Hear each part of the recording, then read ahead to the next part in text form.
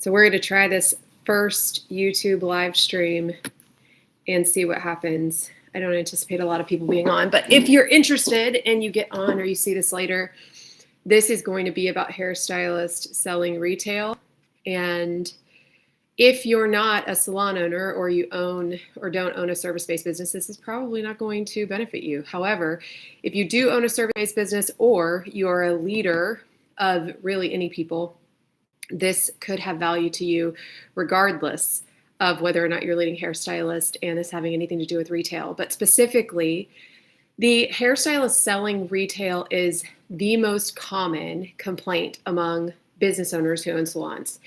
And so this is this constant thing that regardless of what business you're in, I'm sure there's something that you struggle with in regard to your employees. In our industry, hairstylists hate selling retail. And in a lot of cases, they do. They hate the way they've been approached about it. They hate the idea of feeling salesy. They hate the grossness that sometimes doing something that you feel like you're forcing your clients to do, the way that that makes them feel. They hate the fact that it follows their compensation packages. They hate the fact that it is required in some businesses. They don't like the fact that they try to sell to their clients and then their clients get out their phone and buy it on Amazon. Like, there's so many different places where there ends up being a big amount of friction associated with selling retail in a salon. And a lot of clients do not love the idea of having retail pushed on them if they've ever experienced that. And so then sometimes they are frustrated whenever it gets brought up in a service. So a lot of retail or a lot of leaders when it comes to retail and salons end up in a frustrated space. And one of the number one things that they say to us whenever we're speaking to salon owners is, my team just doesn't want to sell it. They don't want to feel salesy. There is this divide almost between leaders who really want to see their hairstylist succeed and want to see their business succeed, and the hairstylists who are there that the leader sometimes feels like if they don't get them to do this, then this part of the business is never going to succeed. And in some ways you're right, but I would encourage something a little bit different. And I have a document that I'm going to share. I'm going to figure out for the first time here exactly how to do all of this because I've never shared something on my screen. Okay, so we're going to share a screen and I'm going to pull up a document to show you.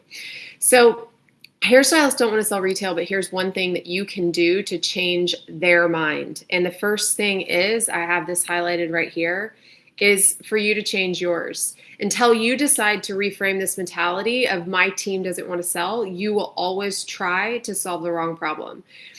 So when we approach something like it is someone else's fault that this thing is not happening in my business, we are already at a disadvantage to solving the problem. There's already a gap in our way of trying to get to exactly what it is that we need to do. And I believe that approaching this as if hairstylists don't want to sell retail is just the wrong way to look at this. Most people do not want to do something that they feel bad at. Most people do not want to do something that makes them or someone else uncomfortable. So we look at it and believe that retail is the problem or the hairstylist not wanting to sell it is the problem. But in reality, you will never succeed at getting someone else to do something successfully if you are constantly in a belief space that they don't want to do it. So next space here, and I can attach this document, or if anybody wants this, I can send it over. Solutions to problems exist in facts and not feelings. So you have to get out of your feelings. Hairstylists don't want to sell retail is not a fact, it's a feeling. It's something that we believe because that's what we're seeing in results. So don't want to is totally different than can't. And we've got to get to the facts. Solutions to problems exist in facts, not feelings. So solutions to problems with people exist in their thoughts, beliefs, and behavior. This is just basic psychology. You must change your thoughts to change your beliefs to change your behavior. That is what in so many different books, and I mean, I'm sure somebody in comments can tell me exactly where this comes from, but in basic psychology, and I've heard this in so much teaching, that this is the order in which things happen. But when you are someone who is really founded in a belief, you're really like, this absolutely is 100% what I believe, then figuring out how to create new thoughts around that thing can be really hard in business. It is hard to mindset your way through something that keeps showing up for you. So especially if it's controlled by somebody else or you feel like it is.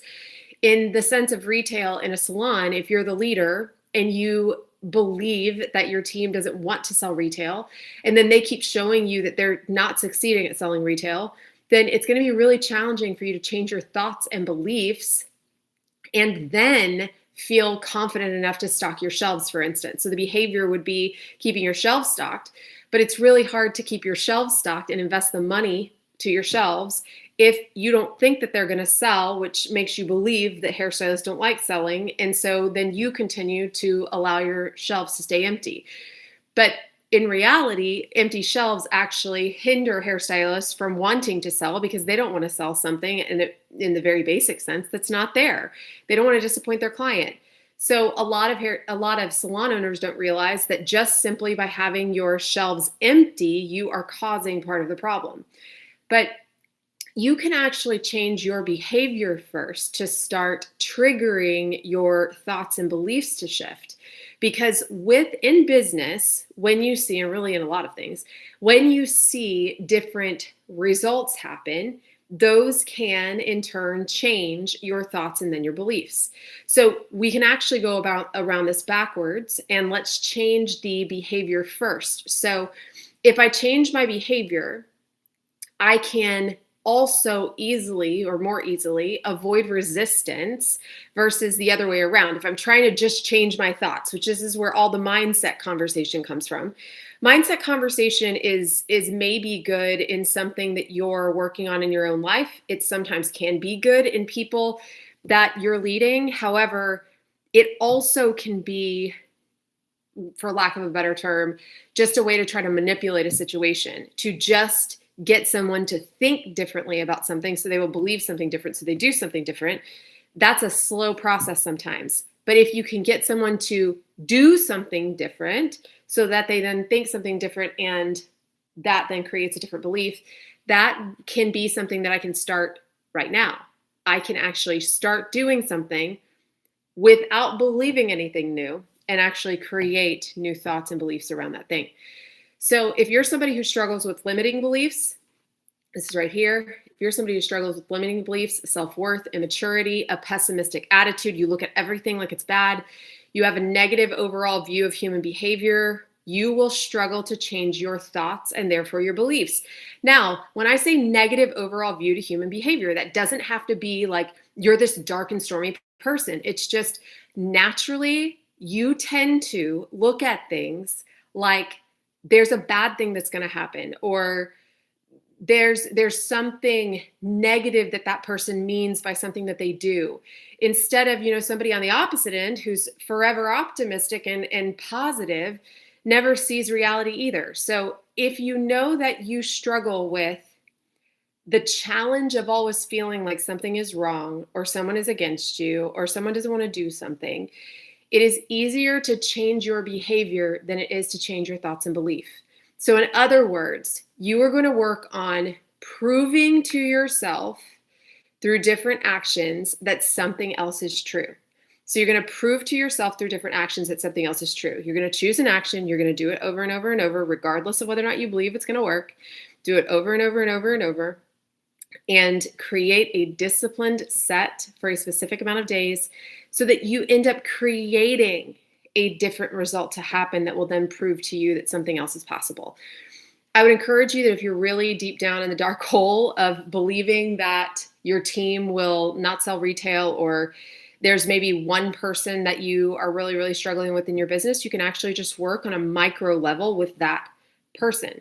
So if you need to believe it in order to do it, you will probably never get past this and should move on to something else in your business. So I'm going to use, again, retail as this big example. If you need to believe that retail will change, so if you don't believe that it will change, or you believe that your team hates selling retail, and you need to change your beliefs in order to do any different action. And you're going to be caught like on this hamster wheel of, well, I don't want to do it because what if they don't change? Or I don't believe that they'll change, so I don't want to do it. And you end up on this hamster wheel and you're just making excuses. It would just be better for you to honestly like write off the retail business for right now and do something different, focus on a different area that you feel really confident and proud of. And then maybe there's something else that you can see create a space of success with. So here's an example of a behavior change that could change your thoughts. You commit to sending out an inspiring, action-driven text every single morning to get your team's mindset in the right place for the day and remind them of how happy their clients will be when their hair is better than it is now. You send it every day for 30 days. Your team sells more. You start chipping away at your beliefs because the results happen. So you send them a text every single day, reminding them of something inspiring or action-driven every single morning to get your team's mindset in the right place for the day and remind them of how happy their clients will be when their hair is better than it is now. You send it for 30 days, your team then sells more, and you start chipping away at your belief because results happen. So that is a way that you can start creating different thoughts and beliefs in your own mindset that are telling you right now that your team is not going to sell. What will start to happen is not only are you giving them action that's going to create them to start doing something different, but you will start believing something different, which will start to give you energy to actually invest more time and effort in that area of your business. And then that area of your business will start becoming more successful. So alternatively, you can rewire your beliefs by adding different possible thoughts to your consciousness. So in your subconscious, or maybe you can bring those things into the awareness, you're telling yourself that your team will not sell, right? So whether you're aware of that or that's just a belief, your team's never going to sell. And so investing your time, money, effort into this area is like a futile action. Like you do this and it's just never going to work. So then you do it for a couple of days, you do it for 3 weeks, you do a new promo and it doesn't work. And you're like, okay, I'm done. It shows up in so many different ways. So if you want to rewire your beliefs by adding different possible thoughts to your consciousness, here's how you can do that. So you say that they don't want to sell. Shift that to they don't want to sell and I don't understand why, or they don't understand why. They don't know how. They haven't been successful yet. They still believe that this is about selling retail. So where this one shows up is if they really believe this is about selling soap, then there's a good chance that it's not going to work, because a hairstylist love and what they want to do is they want to make people feel beautiful. And there's nothing about selling soap that makes people feel beautiful. So that is it's a direct, it just directly contradicts exactly why they are in this career to begin with. It's been presented to them wrong. So that's something we could take ownership of. Did we present it to them wrong to begin with? How they're being asked to do it is out of alignment with their values. So is there something in the process that they're being asked to do that's just out of alignment with their values, and either they don't understand it or it's just the wrong thing and we can find a different way for it to work? They haven't practiced enough. This is almost always the answer. It's almost always the answer. They don't have an order of things. They don't have a consistent question that they ask. They don't do something consistently within the practice of what they're doing. A practice is I ask these questions in the consultation. This is the order that I do the service. I consult before I shampoo. I do 2 shampoos and then conditioner instead of conditioner and then shampoo, because that would be weird. But why do we know that? Because we learned it, right? We learned it and we practice it. They're running the wrong routine. So maybe they're just running the wrong routine within the business, and that is simply all it is. All of these things are solvable. All of them have something that you can do or lean into to start moving them in a different direction. When you figure out which one of these things that you're dealing with, and you're looking at this a different way rather than they just don't want to, then I'm able to start solving an actual problem. But here's the thing, you get to decide what kind of leader that you are. You get to decide whether you're someone that you need to change your beliefs, you need to find some other different thing to put in that belief's place, or you just need to start doing something different so you can prove to yourself. And I will tell you, trying to do something different yourself is way, way, way, it has a way higher chance of being successful than you trying to get them to do something consistently every single day. You do something every single day that can create an impact in a positive way, see that something else happens, and then you can move on from there. So if you need to just do something that proves to you that it can change before you really believe it, so you see it to believe it, then prove it to yourself. If you simply, there's a nice little spell check. If you simply want to view it differently and give them a chance to change, solve the real problem. So you can ask this question: why don't they want to sell retail? You name all the reasons and write them down in order. So if your team is 7 people or less, tackle each person individually. So if you name all the reasons why, I would put every single person's name at the top of a page. I would write down all the reasons that person individually does not want to sell retail. And then I would create a priority list of those things. So what are the top reasons, or name the reasons out in order. I would do that if my team was 7 people or less. I would tackle each person individually. But if your team is more than 7 people, write down the problems in the order that they exist and put a check mark by the ones that you feel would have the greatest impact if they changed.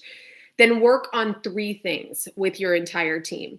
What you'll find is that the team is likely following the leader of some sort. So there's probably either direct leaders on your team or indirect leaders on your team. So indirect leaders are sort of those cultural leaders, or they might be your top performers that people have, either they've trained people in the business or people are modeling themselves after. You might have a social chair that was never elected in your business who is sort of driving the conversation forward. That is the person that goes in the back and says, I just feel so salesy, or I don't want to do this, or that promotion, I don't like it, or my clients are all buying on Amazon. They say those things. And so if you can find the 3 things that are pretty standard among your team, you can start working on the team as a whole, and you'll see some good results just working on those 3 things with your whole team. Then once the whole team starts to improve, you can work with the people who are still having challenges individually, the same way you would if you were working with 7 or less people in your salon. Simply put, if you have 7 or less people in your salon, you can actually move it faster by working with each single person. But if you have more than 7, working with each individual person is going to be really, really challenging unless you have a great leadership breakdown in your business. And if you do, then, and you can break this up into teams of 7, then absolutely do that. So here's this is so important. I would say this in every single aspect of business. Do not focus on the bottom 20% of your team. Do not even pay attention to them. I'm not saying to neglect employees of your business, work on what you need to with them. But if you're trying to move this big thing forward that has not been active in the way that you want it to, and you have a bottom 20% of your team who is still not coming along for the ride, the natural nature is oh my God, we had all this success. And we say that for a second, we're our retail sales rose by $1,000 this week, but she still didn't sell. It's but wait, hold on. Your retail sales rose by $1,000. Let's lean into the things that are going well and not focus on the very few people who are not participating. The bottom 20% will likely always exist. They're not your focus, nor where you see the biggest change happen. They should be the last people that you worry about, and you can deal with them after you've maximized the top and the middle. The thing is, you want people to see your energy go toward the top, because then that middle 60% is going to want to go toward that top 20. If you pay all of your attention to the bottom 20, your middle 60 is going to want to go to the bottom 20. They're Where am I going to get paid attention to? Where am I going to get acknowledgement? Where am I going to get, the adoration from the leader? And even if it's frustration, it's attention. So if the bottom 20% are a distraction to the goals of your business, you must seriously consider helping them find their next opportunity outside of your business. I am not an advocate for firing people. There are a lot of people who coach leaders and tell them immediately, like, you just need to cut and get rid of people.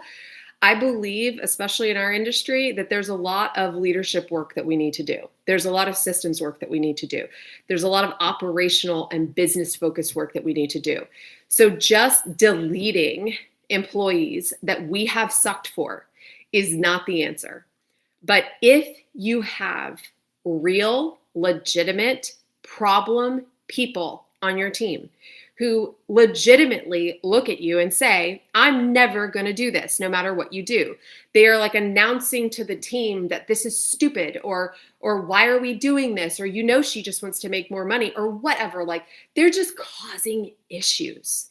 And they're usually always causing issues. It's not just about retail. You know that they're there. You know that they exist, and you're afraid to fire them because you're afraid of revenue dropping or whatever. You will never succeed the way that you want to if they're still in your business. So at the end of the day, I don't believe that that's very many people in your business, but if they're there, you do highly need to consider getting rid of them. But if this is the bottom 20% who are all good people, fit your culture in every other way, but they're the bottom 20 because they just don't participate in the retail business, those aren't people that you necessarily need to get rid of, but you need to get everybody else moving. And then what you'll see sometimes is some of those people come along, and then some of those people are just going to need more help.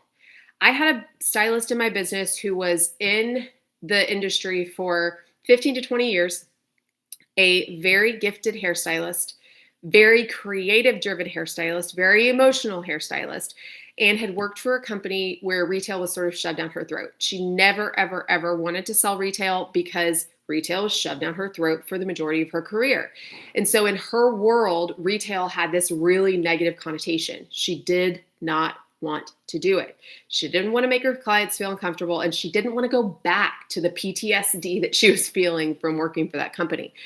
So we worked together to help her figure out a way that she could, with good integrity, feel like she could participate in our systems.